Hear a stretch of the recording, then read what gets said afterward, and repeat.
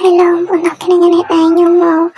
ប្រាប់ពីរបៀបយកមាសនៅកន្លែងក្រុមហ៊ុនអញ្ចឹងណាទៅចូលមកដល់ការលេង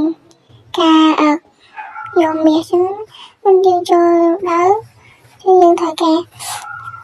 ចាំវាសិនថាតើវានៅចាំពេលទៅចេះដើម្បីយើងចូលទៅដល់ស្វែងអភ័យទោសបងប្អូនរឿងខ្លាំងឆ្កែព្រមតិចឯង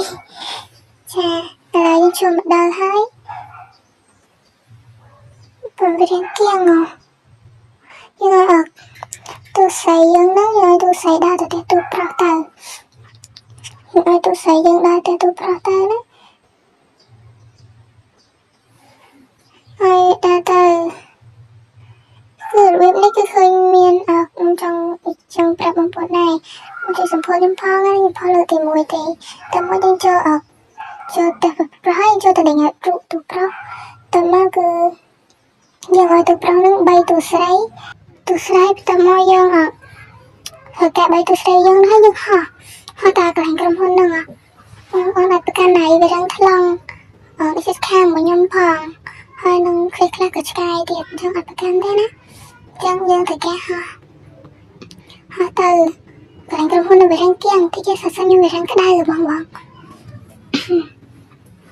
ខ្ញុំវារឹងផ្ដាសាយទៀតយើងមិនបាច់ចាំដើរតាមវាដើរទៅហត់ទេយើងអត់មកកន្លែងទៅនេះមកយើងហោះមកកន្លែងជាងខាងនេះយើងហោះទៅលើមកវាឆាប់ដល់លើណោះតែបដៅវាចៅទៅបោហើយយើងកាច់វាមកកន្លែងបន្ទាប់អាមេធំក្រុមហ៊ុនហ្នឹងយើងកាច់ទៅយើងចូលខាងនេះហើយបងប្អូនមិនបាច់ចាំយកអាកន្ទាលពេលកន្ទាលអង្គុយហ្នឹងក៏ដូចជាកង់ហើយបំពុកទូនឹងទេរំតែបានយកមែនទេគាត់ទៅបីទូស្រីតម្លាក់នៅខាងហ្នឹងមកប្រាប់ទូស្រីយើងចូលហើយយើងចូលលេងទូស្រីយើងទៅ